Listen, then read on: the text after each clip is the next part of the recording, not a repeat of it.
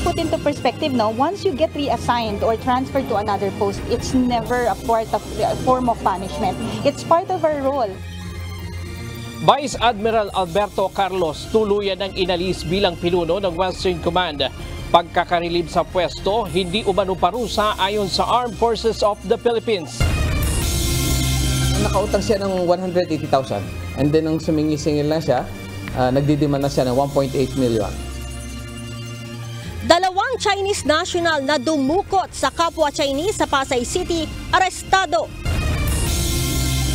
Sabi ko sa kanya, mag-usap at magkita kami sa darating na linggo marahil para mapag-usapan una sa lahat ang relasyon ng Kamara at ng Senado na sana maayos, wala nang palitan ng maanghang na salita.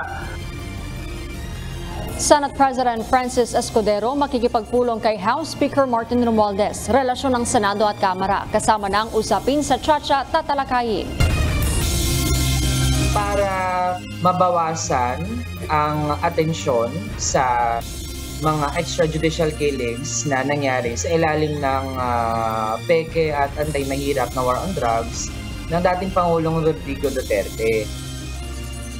Pambansang investigasyon sa pag-abuso sa karapatang pantao isinusulong ni Davao City Representative Paulo Duterte. Makabayan Block, duda sa motibo ng mambabatas.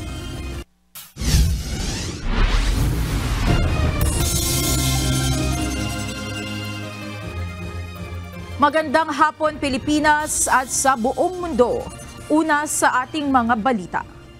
Tuluyan nang inalis sa pwesto bilang pinuno ng Western Command si Vice Admiral Alberto Carlos. Gayunman, sinabi ng Armed Forces of the Philippines na walang kinalaman dito ang pagkakadawit ng opisyal sa sinasabi ng China na New Model Agreement sa West Philippine Sea. Ngunit para sa China, ang pag-alis kay Carlos ay malinaw na indikasyon na mayroon talagang nabuong kasunduan. Ito ang balita ni Ryan Lacanlale. Right now, Vice Admiral Carlos is relieved from Western Command and placed under the GHQ, under the guidance and supervision of the Office of the Chief of Staff. Kinumpirma ng Armed Forces of the Philippines na tuluyan ng pinalitan sa pwesto ni Rear Admiral Alfonso Torres Jr. si Vice Admiral Alberto Carlos bilang pinuno ng Western Command. Kasunod ng kanyang pagkakarilib sa pwesto, si Carlos ay maa-assign sa General Headquarters Support Command sa ilalim ng Office of the Chief of Staff. Ngunit paglilinaw ng AFP, hindi parusa o demosyon ang paglipat kay Carlos sa pwesto. I'd like to put into perspective, no, once you get reassigned or transferred to another post, it's never a form of punishment. It's part of our role. Kahit kami, umiikot talaga kami. We have to play different roles, be in different capacities, no? It doesn't necessarily mean that meron kang offense or it's a punishment on your end. That's not the case. Ayon sa AFP, sa ngayon ay naka-extended leave pa si Vice Admiral Carlos dahil marami pa itong naipong leave credits.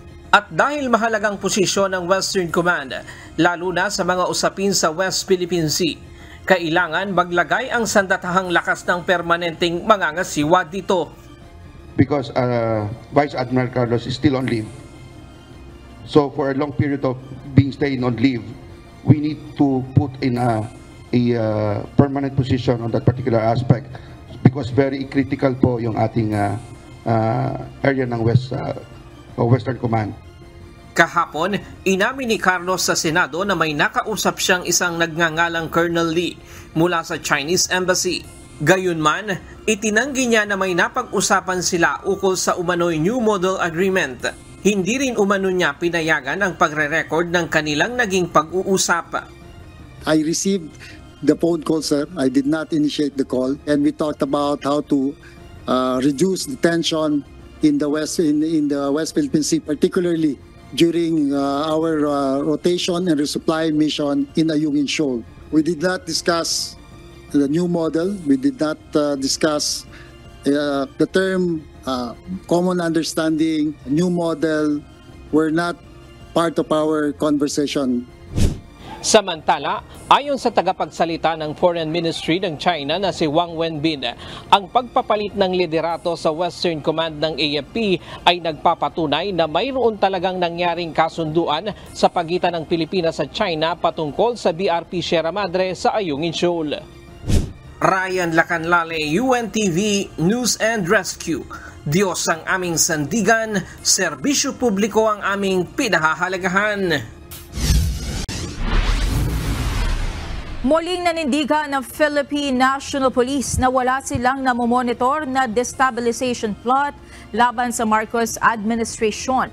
Ayon kay Philippine National Police, Public Information Office Chief Police Colonel Jean Fajardo, nananatiling tapat sa konstitusyon ng buong hanay ng PNP at hindi nakikisali sa usapin ng politika. Anya, mananatiling profesional ang PNP at tapat sa sinumpaang tungkulin na protektahan ang kapakanan ng bayan at mamamayan. Kung may mga sinasabi pong mga banta dito ay hindi po nanggagaling yan sa hanay po ng pulisya. But then again, assuming kung meron man po at talaga ito'y mapapatunayan, ang inyong po pambansang pulisya ay handa pong ipagtanggol ang saligang batas po natin. Nailigtas ng Philippine National Police Anti-Kidnapping Group ang isang biktima ng pagdukot sa Pasay City. Ang biktima, kinuha ng mga sospek sa isang kasino at saka dinala sa isang hotel habang naniningil ng ransom sa mga kamag-anak. Ito ang balita ni Leia Ilagan.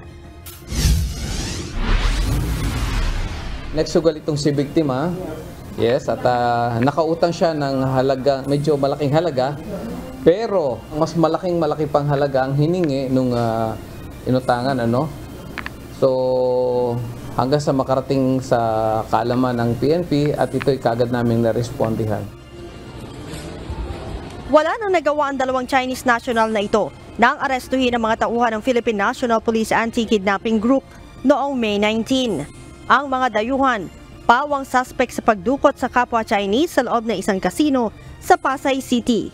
Ayon kay PNP AKG Director, Police Brigadier General Cosme Abrenica, nangutang sa mga suspect ang biktima sa loob ng kasino. Subalit hindi nito agad naibalik ang pera. Ito ang dahilan para dukutin at dalhin siya ng mga suspect sa isang hotel sa Pasay. Nagawa pang manong tumawag ng biktima sa kanyang asawa upang humingi ng pera para ibigay sa mga suspect kapalit ng kanyang kalayaan. Ang nakautang siya ng 180,000 and then nung sumingi-singil lang siya, nagdidiman na siya ng 1.8 million. Sinabi ni General Abrenica, hindi na bago sa mga kasino ang pagpapautang ng pera sa mga natatalong player. Subalit, nagkakaroon aniya ng problema kapag hindi agad naibalik ang inutang na pera. May mga taong gumagala dyan sa kasino na nagpapautang ng pera sa mga players. At kita nila, siyempre sa table kung sino may pera pa wala, nag-o-offer. So itong isang player, pag medyo nalulung na sa sugal, ang isang gusto nilang mangyari ay makabawi. Until such time na lumaki ang utang hanggang sa hindi na sila makarecover. And then nanghihiram na sila sa mga taong to. Ang mga suspect ay sinampahan na ng reklamong kidnapping at serious illegal detention. Ang insidenteng ito ay nagpapatunay lamang na walang maidudulot na maganda ang pagsusugal. Maaari kang malugmok at mabaon sa utang na kalaunan ay maaari pang maging mitsa ng iyong buhay. Leia Ilagan, UNTV News and Rescue. Diyos ang aming sandigan, serbisyo publiko ang aming pinahahalagahan. Naghain ng isang House Resolution si Davao City Representative Paulo Duterte upang hikayatin ang kinaukulang komite na magsagawa ng malawakang investigasyon sa buong bansa sa paglabag sa karapatang pantao kabilang na ang umano'y extrajudicial killings. Ngunit ang ilang mambabatas duda sa tunay na motibo ng hakbang na ito. Ito ang balita ni Rosalie Cos. Para mabawasan ang atensyon sa mga extrajudicial killings na nangyari sa ilalim ng peke at antay-mahirap na war on drugs ng dating Pangulong Rodrigo Duterte. Kaya dapat pag-ingatan ang mga motibo sa ganong tipo ng sinusulong through that resolution. Para maalis ang atensyon sa umano'y pag-abuso sa karapatang pantao sa ilalim ng administrasyon ni dating Pangulong Rodrigo Duterte. Ito ang paniniwala ng Makabayan Bloc lawmakers na layunin ng resolusyon ni Davao City 1st District Representative Paulo Duterte. Naghain ng Davao lawmaker ng House Resolution No. 1745 na humihikayat sa akmang House panels na magsagawa ng investigasyon kaugnay ng mga pag-abuso sa karapatang pantao sa buong bansa. Kabilang na ang umano'y extrajudicial killings o EJKs. Subalit hindi lang anya dapat imbestigahan ang mga pag-abuso sa nakalipas na 6 na taon, kundi 25 taon o sa administrasyon pa ni dating Pangulong Joseph Estrada. Ayon pa kay Representative Duterte, hindi lang dapat Davao ang imbestigahan sa mga insidente ng EJKs kundi buong bansa. Ginawa nito ang pahayag kasunod ng paglulunsad ng House of Representatives ng investigasyon sa drug-related killings sa ilalim ng administrasyon ng kanyang amang si dating Pangulong Rodrigo Duterte. Sa mismong pagdinig, inamin ni dating Justice Secretary sa ilalim ng Duterte administration at ngayon Solicitor General Menardo Guevara na may mga insidente ng human rights violations, hindi lang sa kasagsagan ng drug war. Wala naman tayong disagreement na meron po talagang mga insidente ng human rights violations. Hindi lamang po dun sa drug war, marami pa pong ibang insidente na kami po ay nag-imbestiga through the mechanism called Administrative Order No. 35 ng mga extrajudicial killings, torture, and forced disappearance, and other serious violations of the right to life, liberty, and security. Ayon pa sa Makabayan Bloc lawmakers, hindi katiwa-tiwala ang naghain ng resolusyon na anilay may track record umano sa pag-abuso sa karapatang pantao. Kasi yung merong problema dun sa respect and protecting and fulfilling human rights, no? Na hindi nag-adhere na previous administration nang gagaling yung ganong pahayag. So, ganong resolution mula sa mga Duterte na merong ganitong track record on human rights violations. Kaya din naman parang pakakaisipin mo, parang ganon, this is ironic, ano? Mapapaisip ka, ironic na nanggagaling sa ganito yung resolution na yon. Rosa Licoz, UNTV News and Rescue. Diyos ang aming sandigan, serbisyo publiko ang aming pinahahalagahan. Maaari pa ring makapaghain ang kanyang kandidatura para sa 2025 midterm elections si Bamban Tarlac Mayor Alice Guo kung gugustuhin niyang muling tumakbo kahit pa mapatawan siya ng suspension. Ayon kay Commission on Elections sa COMELEC Chairman George Erwin Garcia, pinalahatol ng korte lamang sa isang kaso ang makakapigil sa isang kandidato para tumakbo. Ito ang balita ni Dante Amento. Yung suspension po, halimbawa ng DILG, is not is will not bar o hindi po pipigilan yung pagpa-file ng Certificate of Candidacy sa amin po sa Comelec. Tatanggapin pa rin ng Commission on Elections ang Certificate of Candidacy o COC ni Bamban Tarlac Mayor Alice Guo kung sakaling muli itong tumakbo sa 2025 midterm elections. Ito ay kahit maipapataw sa kanyang suspensyon ang Department of the Interior and Local Government o DILG dahil sa isyong kinasasangkutan nito ngayon. Paliwanag ni COMELEC Chairperson George Erwin Garcia, ang suspensyon ay hindi maaaring ground o batayan para hindi makatakbo ang isang individual. Tanging pinalnahatol lang ng korte sa isang kaso ang makapipigil o makapagdiskwalipika sa pagtakbo. Of course, hindi po natin pinag-uusapan pa yung mga ibang kaso na pwedeng ma-file sa kanya. Ayaw po natin i-preempt yung pwedeng mag-file sa kanya ng kaso. Ayan naman muna magkomentaryo ng COMELEC sa ginagawang investigasyon ngayon ng Office of the Solicitor General na maaaring magresulta sa co-warranto proceedings na posibleng maalis si Guo sa pwesto. Samantala, kasunod ng isyu ngayon kay Mayor Guo, nais lalo ng COMELEC na mabigyan sila ng kapangyarihan na maghigpit pagdating sa pagtanggap ng COC sa eleksyon. Gusto ng komisyon na dagdagan ang mga dokumentong isusumite tulad ng birth certificate ng isang kandidato. Ang COMELEC, kung gustong maghigpit, ay aasa na may maipapasa na batas kung magpapasubmit tayo ng mga dagdag na requirements sa ating pong certificates of candidacy. Kasi po kung wala na dagdag na batas o bagong batas, hindi po kami makakapaghigpit. Sa ngayon, walang kapangyarihan ang COMELEC na tanggihan ang COC kahit pa ng isang pinaghihinalaang drug addict na tumakbo dahil wala namang batas na nagbabawal dito. Kahapon muling iginiit ni Mayor Go na lehitimo siyang Pilipino at wala siyang balak umalis ng bayan ng Bamban anuman ang mangyari. Hindi niya iiwanan yung Bamban Tarlac. Mayor, you confirm, iwanan mo Bamban? At ako po ay isang Filipino. Dante Amento, UNTV, News and Rescue. Diyos ang aming sandigan, serbisyo publiko ang aming pinahahalagahan. Muling pinabulaanan ni Attorney Ferdinand Topacio ang panibagong pahayag ni Pamplona Mayor Janice Degamo na gusto umanong magpalipat ng kulungan ni dating Congressman Arnolfo Teves Jr. Sa kanyang social media account, sinabi ni Mayor Degamo na nag-request umano si Teves na madala mula sa Becora Prison sa Timor-Leste sa home detention habang dinidesisyonan pa ng korte ang kanyang extradition case. Subalit ayon naman kay Atty. Topacio, ang pagiging biktima ni Degamo ay hindi nagbibigay pahintulot sa kanya na magsinungaling at mandaya. Binigyan diin pa nito na fake news ang sinasabi ng byuda ni Governor Roel Degamo. Nadagdagan pa ang bilang ng mga lugar sa bansa na naapektuhan ng matinding tagtuyot dahil sa umiiral na El Niño phenomenon.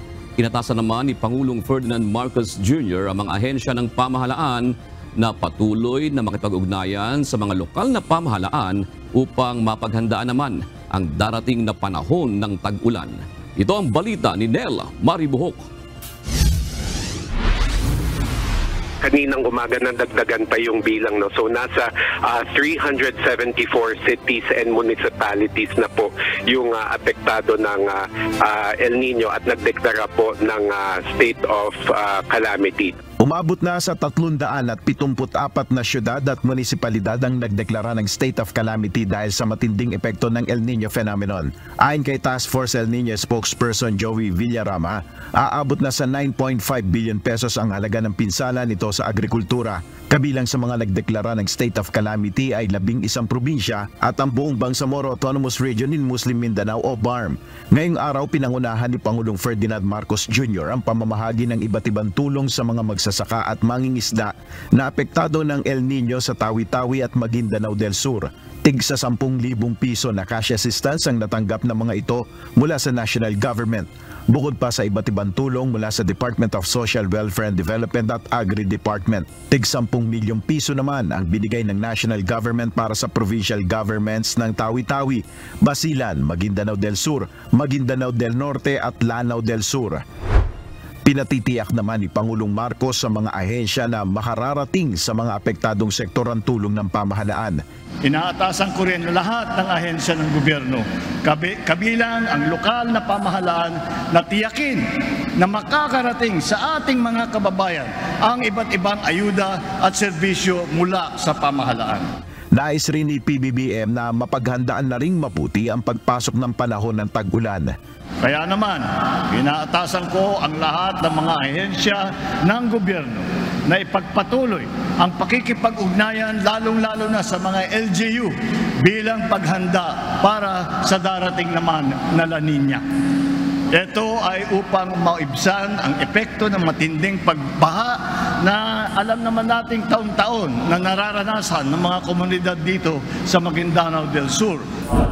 Inaasahan naman ng Task Force El Niño na kakaunti na lamang ang madadagdag sa mga magdedeklara ng state of calamity dahil unti-unti nang nararanasan ang mga pag-ulan sa bansa. Nel Maribuhok, UNTV News and Rescue, Diyos ang aming sandigan, serbisyo publiko ang aming pinahalagahan. Nangangailangan ang Department of Social Welfare and Development ng nasa 4,700 na social workers at project development officers. Ang mga ito ay aatasang mga siwa sa mga programa ng DSWD tulad ng Pantawid Pamilyang Pilipino Program o 4Ps, Tarabasa Tutoring Program at Ayuda sa Kapos ang Kita Program o AKAP. Ayon kay DSWD Undersecretary for General Administration and Support Services Group Edward Orden, pinakamalaking porsyento ang kakailanganin sa DSWD Central Office, susundan ng Region 7, 5 at National Capital Region. Dito po, well, of course, Central Office ay may pinakamalaking bakante. It comprises, out of the 4,700 vacant positions, 15% of which are CO or Central Office positions. The next, kung yung region na, itong Region 7, which is 13% vacancy. Region 5, 10%, and NCR, which is 9%. Samantala, tatanggap na rin ng on-the-job training ang DSWD para sa mga senior high school at college students. Sa mga estudyante na magnanais mag-OJT sa DSWD, magtanong lamang sa kanilang pinakamalapit na tanggapan. Narito naman ang mga balita sa iba't ibang panig ng mundo. Ihatid ng ating global correspondent na si Nerissa Dando mula sa Nagoya, Japan.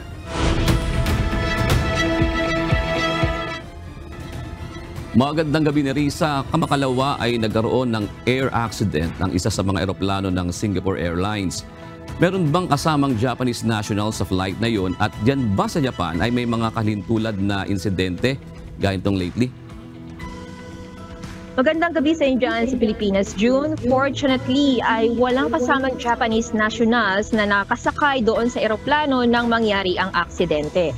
And as to similar incident, ay may nai-report noong April ngayong taon lamang na isang flight ng Japan Airlines from Melbourne to Narita na kung saan ay may na-injured na 4 na flight attendant pero hindi siya kasing worse nung nangyari sa Singapore Airlines.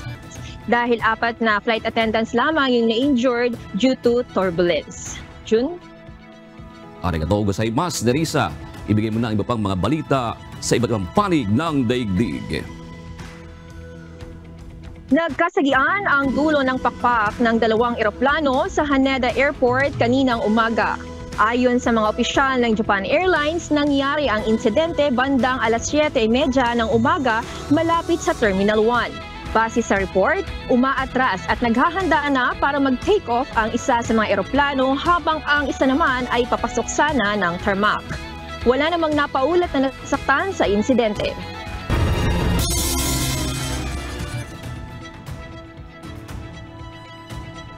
Tapos na ang paglalagay ng screen barriers sa paboritong photo spot ng mga turista sa Fuji Kawaguchiko, Japan.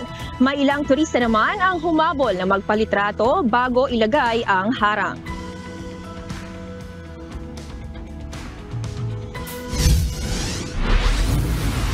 Tuluyan nang naglaho ang view ng Mount Fuji sa isa sa mga favorite photo spot nito sa bahagi ng Fuji Kawaguchiko Town. Martes, May 21, natapos na ang paglalagay ng screen barrier sa lugar upang harangan ang famous view. Ang hakbang na ito ay kasunod ng reklamo ng mga residente na nagdudulot ng matinding traffic at kalat mula sa mga dumarayong local at foreign tourists sa lugar. Ayon sa may-ari ng isang traditional Japanese sweet shop sa lugar, bagamat inaasahang mababawasan ang problema sa trapiko at basura na dulot umano ng mga bisita, nangangamba rin siya sa panganib na maaaring idulot ng harang. 外観が悪くなってしまうかなっていうところが心配ではあります。あと車で通るときにすごく狭く感じるので、それがちょっと怖いかなとは思いますけれども。Mailang turista naman ang humabol at nagpakuha ng litrato bago mailagay ang black screen barrier. Ang New Zealander na si Christina Royce nanghihinayang sa ginawang pagharang sa pinakasikat na tourist spot sa Japan. I think it's disappointing that they're putting it up because it's obviously an iconic shot, but completely understandable. We were here last night, managed to get the last shot before they're putting up the wall, and there were so many people. Mula nang magbukas muli ang Japan sa mga dayuhang turista pagkatapos ng pandemya, dinagsa ng revenge traveler ang bansa at ang pinakasikat na mga atraksyon nito. Nerissa Dando, UNTV News and Rescue. Diyos ang aming sandigan, serbisyo publiko ang aming pinahahalagahan.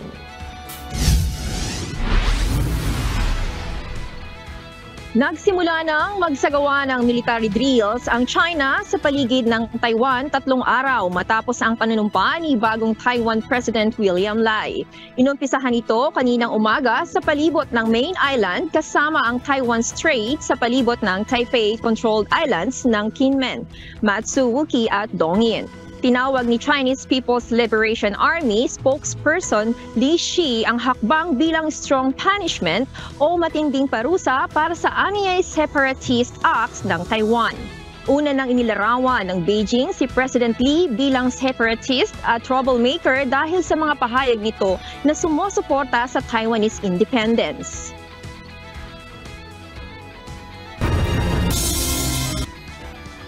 At yan ang mga balita mula sa iba't ibang panig ng mundo. Mula dito sa Nagoya, Japan, ako si Nerissa Dando. Magandang gabi. Isa sa ilalim sa surgery o operasyon ng isa sa 5 overseas Filipino workers na sakay ng Singapore Airlines sa tinamaan ng matinding turbulence kahapon.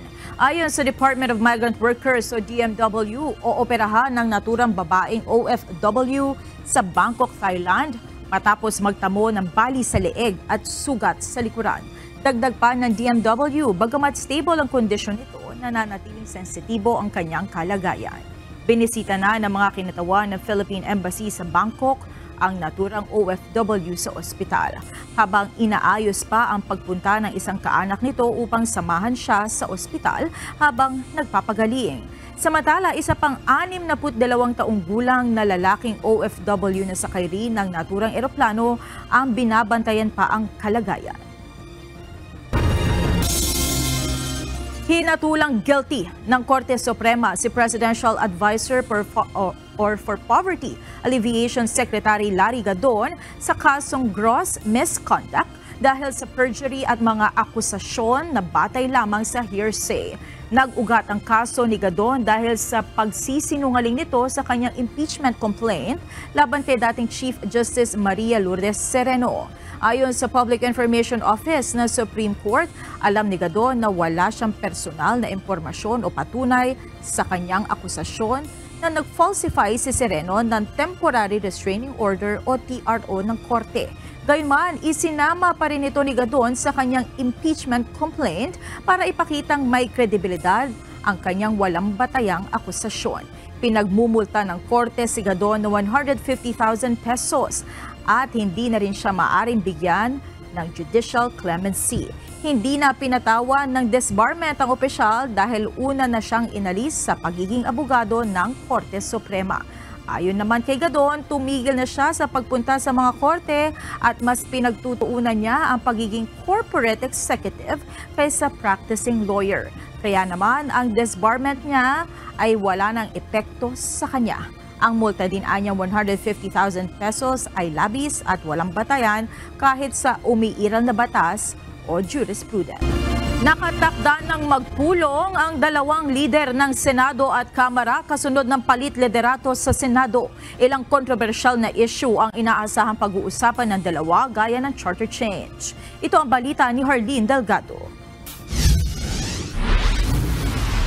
Sabi ko sa kanya, mag-usap at magkita kami sa darating na linggo marahil para mapag-usapan una sa lahat ang relasyon ng Kamara at ng Senado na sana maayos, wala nang palitan na maanghang na salita.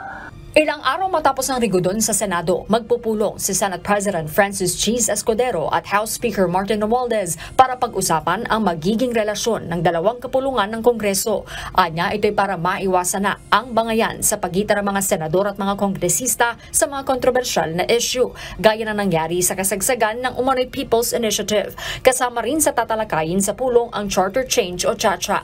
Sinabi kahapon ni Speaker Romualdez na kumpiyansa siyang ikokonsidera ng Senado ang pag-amyenda sa economic provisions ng saligang batas sa ilalim ng pamumuno ni Senator Escudero. Ayon sa senador, pag-uusapan pa nila ngayong session break kung ibabalik sa komite ni Senator Robin Padilla ang pagtalakay sa CHACHA. Pansamantalang itinigil ngayon ang deliberasyon sa CHACHA matapos magbitiw si Senator Juan Edgardo Sani Angara bilang pinuno ng subcommittee ng Senate Committee on Constitutional Amendments and Revision of Codes kasabay ng pagbaba sa pwesto ni dating Senate President Juan Miguel Mig Zubiri. Sa totoo lang, tutol ako noon na bumuo ng ganyang subcommittee Dahil may komite namang tumatayo ngayon, ang komite ni Senator Robin Padilla. Hindi ko alam kung bakit hiniwala yan, kung bakit hindi binigay kay Senator Padilla yan. So kung ibalik namin sa kanya, desisyon niya kung siya'y magdidinig. Sa ngayon, nananatiling tutol si Senator Escudero sa Chacha, lalo na tila wala rin naman anyang numero para pumasa ang panukala. Kabilang sa kine-question ng mambabatas ang magiging botohan dahil hindi anya malinaw sa bersyon ng Kamara kung magkasama o magkahiwalay na boboto ang Senado at Kamara para sa kinakailangan na 3/4 na boto alinsunod sa saligang batas. Hindi ko maintindihan nga bakit nag-hearing pa sila, hindi na pinag-uusapan ito eh. Nag-caucus kami, nagtaasan kami ng boses dyan. Bakit pa ba nag-hearing? Ang takot at pangamba ng marami ay kung pagbotohan yan dito at kahit matalo, pag inad mo yung boto rito at yung boto ng Kamara, pinagsama mo, sobra sa 3/4. Sino pumipigil kanino man umakyat sa Korte Suprema para sabihing, uy, complied yung 3/4? Handa naman anya si Senator Escudero na tapatin si Speaker Romualdez sa magiging kapalaran ng Chacha sa Senado. Libre magsabi, basta libreng tumanggi pag hindi kaya. Mas mahirap mangako ng hindi naman kayang ibigay. Raising false hopes, I believe, is by far a bigger sin or crime than simply just saying no. Sa pagkakakilala ko sa kanya ay maginaw at walang masamang tinapay. Si Speaker Romualdez, hindi ko sasabihin magaling na politiko, pero walang masamang tinapay. Hindi sa palaaway. Sa ngayon, sinuspende na muna ang nakatakdasa ng regional consultations para sa economic chacha. Giit ni Senate President Escudero, dapat maging malinaw na hindi magkasamang boboto ang Senado at Kamara. Bagay na posible umanong hindi na ipaliwanag ng mabuti kay Pangulong Ferdinand Marcos Jr. Nang matanong kung anong makakapagpabago sa kanyang desisyon kontra Chacha, sagot ng senador. Call a spade, ano ba talaga gusto?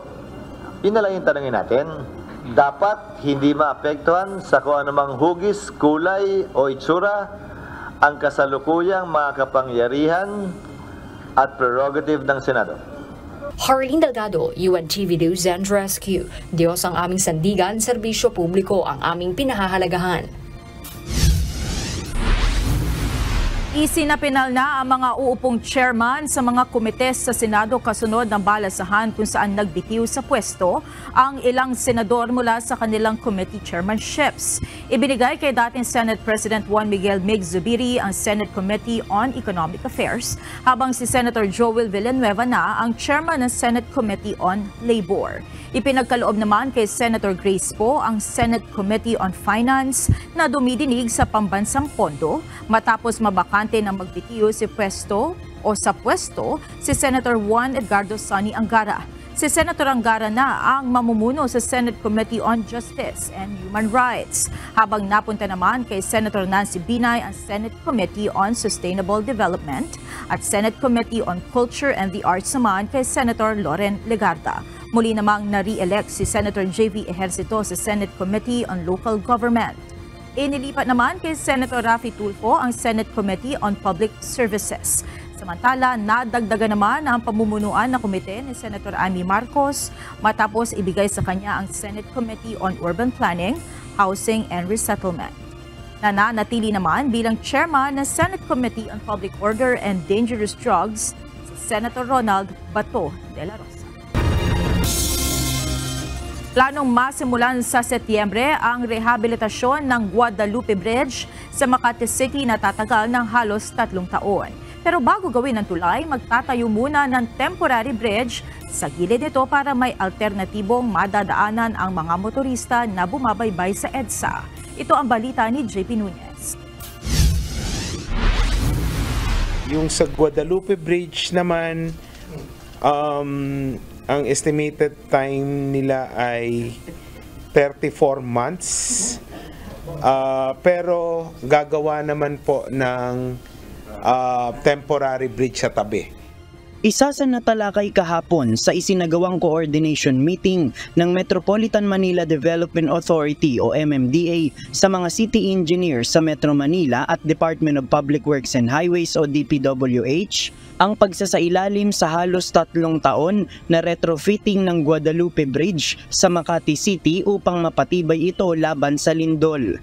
Ayon sa MMDA, sa Setyembre ngayong taon, target masimulan ang rehabilitasyon. Pero bago gawin ang Guadalupe Bridge, meron munang temporary bridge na ilalagay sa gilid ng tulay na magsisilbing alternatibong daanan ng mga motorista.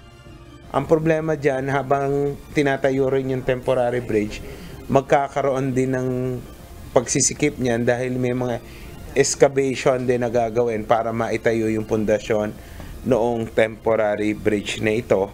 Kasama sa mga tulay sa Metro Manila na kailangang i-retrofit ang Guadalupe Bridge dahil sa tagal na rin nito na nasa 60 taon. Samantala, itong Magallanes Flyover, imbis na ngayong buwan sisimula ng konstruksyon, nagdesisyon ng DPWH na iurong ito sa Oktubre. Patatapusin muna ang construction ng EDSA Kamuning Flyover upang hindi ito makadagdag sa pagbigat ng daloy ng mga sasakyan. October na po magsisimula yung pagsasara, pero sa gabi lamang. Hindi na po sila magsasara sa araw. Kapag nagsimula ang construction, maaaring isara ang Magallanes Flyover mula alas 10 ng gabi hanggang alas 5 ng umaga. Meron ng mga traffic management scheme na isinumite ang DPWH sa MMDA kaugnay ng rehabilitasyon ng tulay at flyover. Sa ngayon, aaralin pa ito ng ahensya bago irekomenda sa mga LGU na nakakasakop sa mga kalsada na maaapektuhan ng konstruksyon. JP Nunez, UNTV, News and Rescue. Diyos ang aming sandigan, serbisyo publiko ang aming pinahahalagahan. Inaasahang magdadala ng kalat-kalat na pag-ulan at pagkidlat-pagkulog sa bansa ang binabantayang low pressure area na posibleng maging bagyo ayon sa Pag-asa. Nagbabala rin ng Weather Bureau sa posibleng pagbaha o pagguho ng lupa sa mga lugar na maapektuhan. Ito ang balita ni Jed Neresina. Early this morning, around 5 a.m. ay itong low pressure area na ito ay pumasok nga ng ating Philippine Area of Responsibility. Nakapasok na sa Philippine Area of Responsibility ang binabantayang low pressure area ng Pag-asa.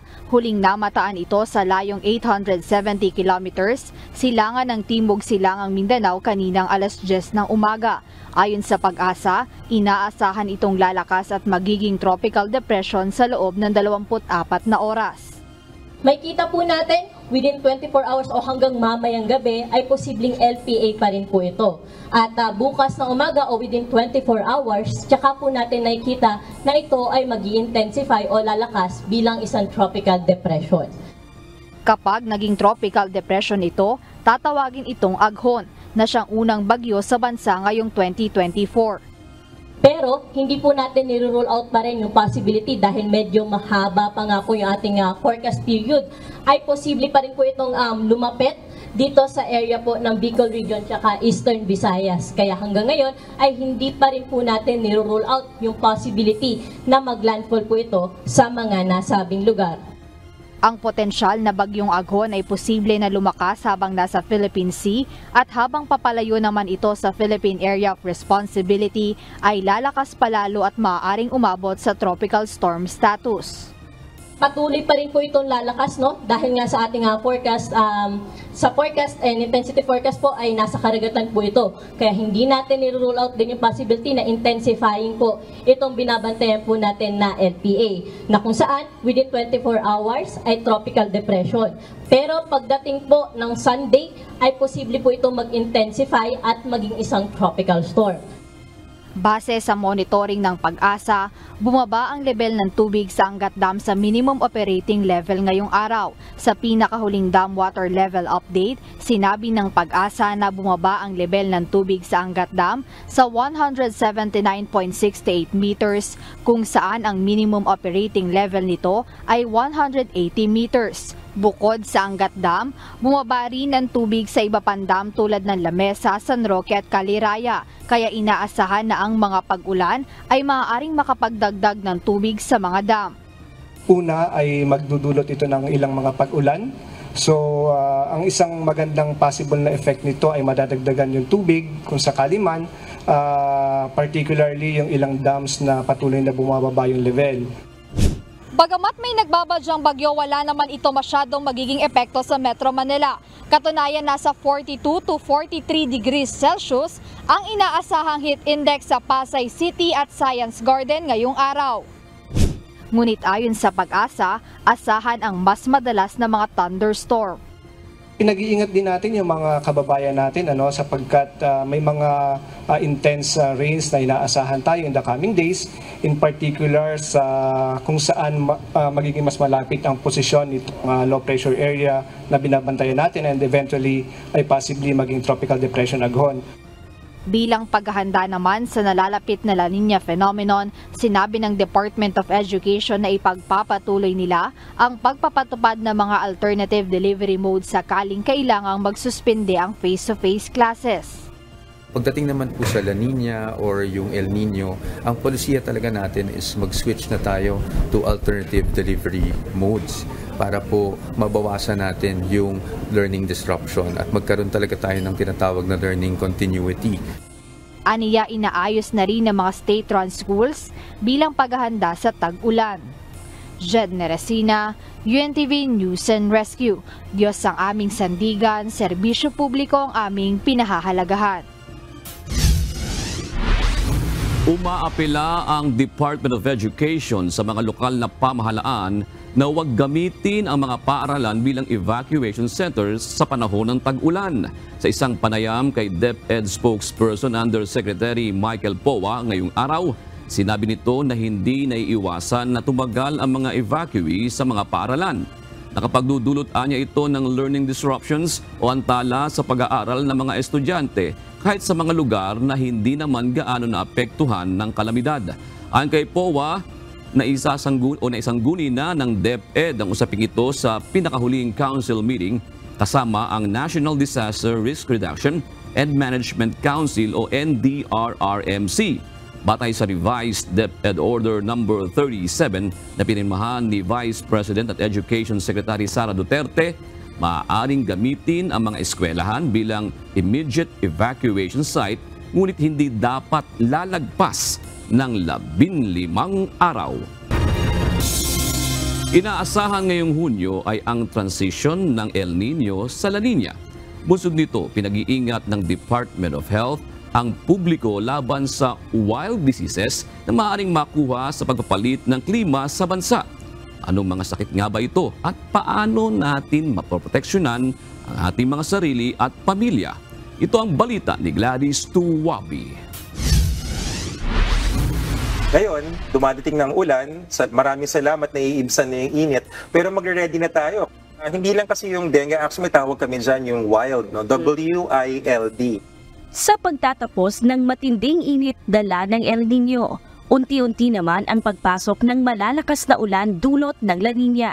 At sa pagbabagong ito sa klima, mahalagang maging handa at mag-ingat sa mga sakit na dulot nito. Una nang nagpaalala ang Department of Health sa publiko na proteksyonan ang sarili laban sa mga sakit na madalas ay laganap sa mga panahong ito gaya ng tinatawag na wild diseases.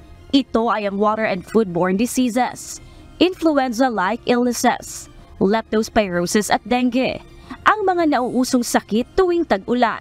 Ang water and foodborne diseases kabilang ang food poisoning ay nakukuha sa kontaminadong tubig o pagkain. Payo ng DOH para maiwasan ito. Tiyakin na malinis lagi ang tubig na iinumin at kakainin. Kung hindi tayo sigurado sa ating iinumin na tubig, walang mawawala kung pakuluan to ng 2 minuto. Simula pagbubula na yung tubig sa kulo, mag-time tayo ng 2 minutes as palamigin after, saka natin inumin. Ang influenza-like illness na may sintomas na ubo, lagnat at sipon ay nakukuha dahil sa pagbabago ng panahon. Maaaring dahil yan sa pagbago ng panahon, dahil yung ating mga nasal mucosa, yung loob ng ating ilong at ng ating lalamunan, naninibago sila dun sa tubig sa hangin. Whether bumabawas yung humidity or tumataas, nai-irritate yung lining ng ating mga lalamunan at ilong. Even yung COVID is actually one of the influenza-like illnesses. Na wala akong magpa-test, lalo na ngayon ng ating mga antigen test ay widely accessible na po. Pero chances are, maaaring ito po ay pwedeng dahil sa pagbago ng panahon or ng allergy. Muli namang nagpaalala ang kagawaran na iwasan ang paglusong sa tubig baha. At kung hindi talaga maiwasan, ay agad na maligo pagkaahon. At kung mayroong sugat, magpakonsulta na sa doktor upang maiwas sa leptospirosis. Sa ulat ng DOH, nakitaan ng pagbaba ang dengue cases. Mula sa 5,211 cases noong April 11 hanggang April 20 ng kasalukuyang taon. Bumaba ito sa 3,634 mula April 21 hanggang May 4. Pero dahil tag-ulan, inaasahan ang posibleng pagtaas ng mga kaso. Siguraduhin natin na wag na yung nag-iipon ng tubig at gumamit tayo ng self-protection measures. Pwede naman tayong mag-long sleeves basta natatakpan yung balat and also yung mga mosquito repellent lotions. Mahigpit na paalala ng Department of Health sa publiko kung nakararamdaman ng alinmang sintomas o sakit. Huwag itong ipagwalang bahala. Huwag basta uminom ng gamot. Sa halip ay magpakonsulta muna sa doktor upang ma-check at magabayan sa mga susunod na dapat gawin. Gladys Tawabi, UNTV News and Rescue. Diyos ang aming sandigan, serbisyo publiko ang aming pinahahalagahan.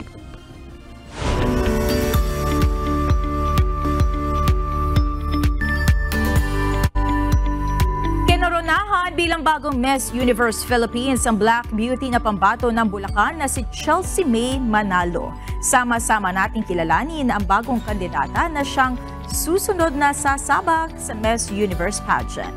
Ito ang balita ni Catherine Brown.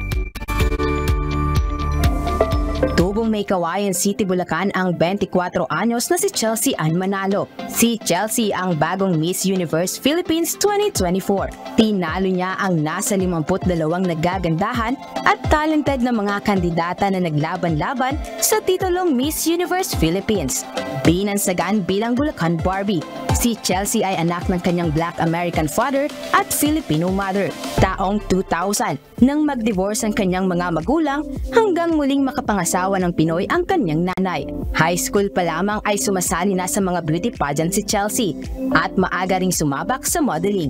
Dati na rin siyang sumali sa Miss World Philippines noong 2017 kung saan umabot siya sa top 15. Isang tourism graduate si Chelsea. Ilan sa kanyang mga advokasya ang pagsusulong ng edukasyon sa mga mahihirap na kabataan, gayon din ang body positivity. Dahil biktima rin siya noon ng pangbubuli dahil sa kanyang pisikal na itsura at kulay ng balat. Gayunman, minsan pang pinatunayan niya ang kanyang beauty and brains ng tanghaling Miss Universe Philippines 2024. Si Chelsea ang magsisilbing kinatawan ng Pilipinas sa susunod na Miss Universe 2024 na gaganapin sa Mexico ngayong taon. Catherine Brown, UNTV News and Rescue. Diyos ang aming sandigan, serbisyo publiko ang aming pinahahalagahan.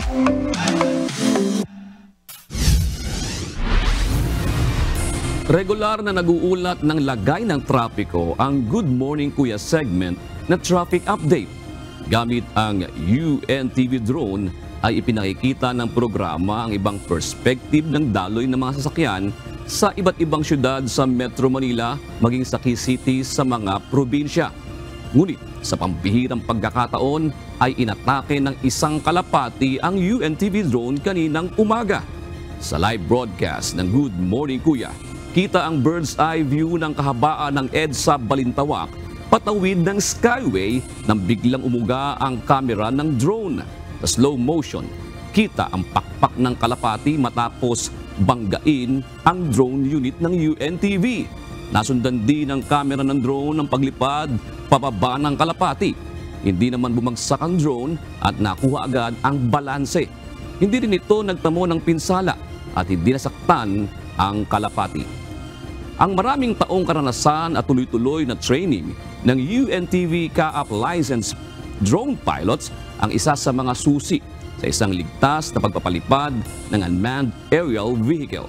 Una na ang pagtitiwala sa Diyos na lumikha.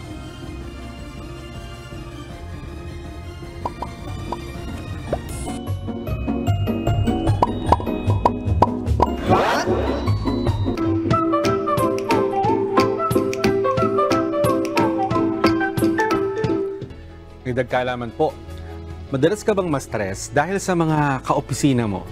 Or madalas ka ring ma-stress dahil sa mabigat na traffic sa EDSA? May solusyon dyan na siguro makakatulong upang mabawasan ang ating stress level. Alam ba ninyo na napag-alaman ng mga eksperto na ang pagnguya ng chewing gum ay nakakatulong upang mabawasan ang ating stress? Binabawasan daw ng pagnguya ng chewing gum ang ating cortisol level sa katawan. Ang cortisol po ay isang hormone na nakaugnay sa ating stress. Pag gumunguya tayo ng chewing gum, makakatulong daw ito upang ma-manage ang ating anxiety at ma-improve ang mood. Napag-alaman din, napag-alaman din na nakaka-relax ang chewing gum. Kinakalma ng pagnguya ang ating mga utak. Bagamat simple lang ito, ay makakatulong ito para ma-relieve ang mild stress at tension.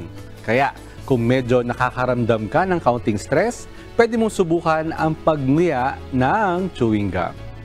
Sana may natutuhan po kayo at laging tatandaan, mapalad ang tao na nakakasumpo ng karunungan at ang tao na nagtatamo ng kaunawaan.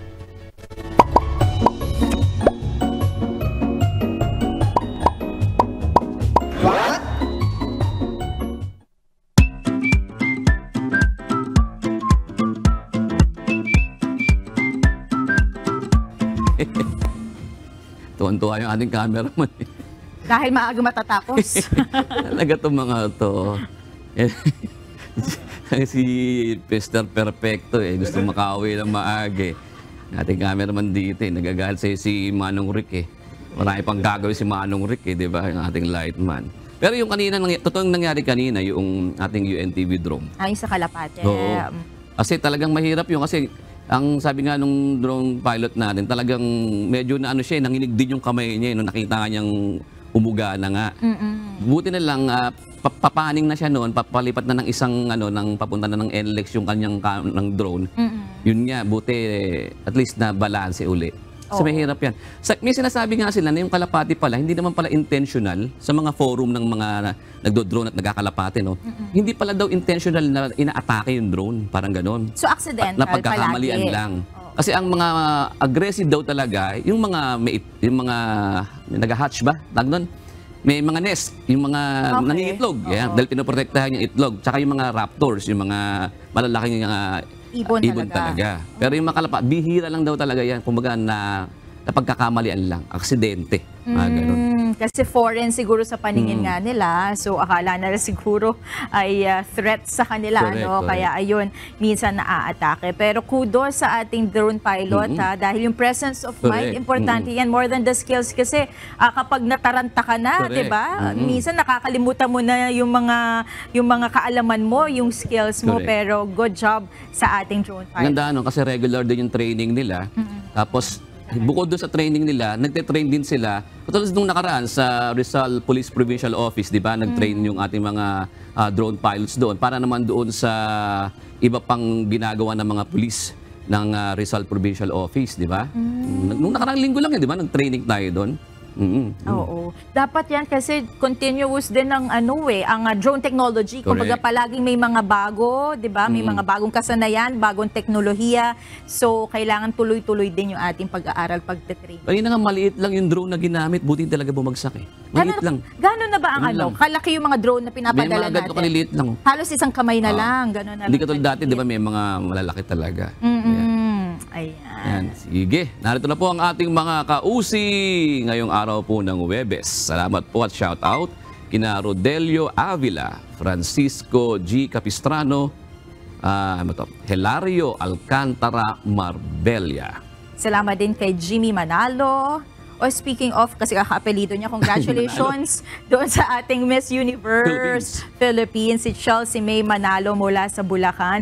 Kasi natutuwa ako, medyo dark horse siya kasi hindi siya kasama sa mga early favorites.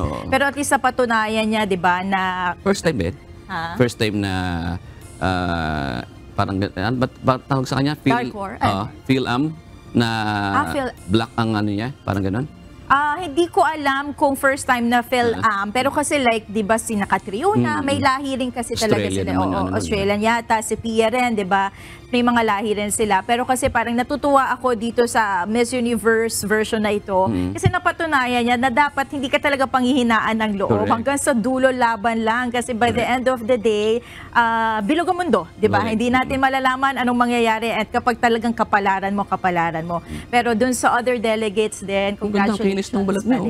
Di ba? Oo, ang ganda niya, gandang-ganda ako sa kanya kasi Pinay na Pinay yung dating niya sa akin. Parang kamukha niya yung may pagkahawig siya doon sa dating Miss Universe na si Angola, Miss Angola. Miss Angola ba ang nakikita mo? Ako Pinay na Pinay yung dating niya sa akin. Parang kasi yung ano niya, yung aura niya. Kasi nung na-cover namin yung 2011 Miss Universe, yun yung time nila sa si Sup Sup, nag-4th runner-up siya doon. So, Miss Angola ba ang nanalo sa Brazil yung time na yun, si Miss Angola. Ganun siya ka-confident na talagang umpisa pa lang no interview namin, preliminaries pa lang, parang ganun pa lang ang ano noon. Talaga sabi niya, ako mananalo. Ay, mindset. Oo, sabi nga nila minsan, 'di ba, i-claim mo agad para siguradong makuha mo. The universe will speaking of Miss Universe, the universe will conspire para makuha mo kung ano yung nasa isip mo. So, kay Chelsea May manalo, good luck and congratulations. Sino pa? Tapos na bibigyan natin, hindi pa? Hindi pa, ito pa. Naisingit ko kasi yun. Kaya ito, happy viewing muli kay Arnel Indap Aresgado at Nante Pena. Salamat po. Narito po ang salita ng Diyos na ating sandigan mula sa aklat ng Kawikaan 4 at 7 na nagsasabi, karunungan ay pinakapangulong bagay, kaya't kunin mo ang karunungan. Oo, sa lahat mong kukunin ay kunin mo ang unawa.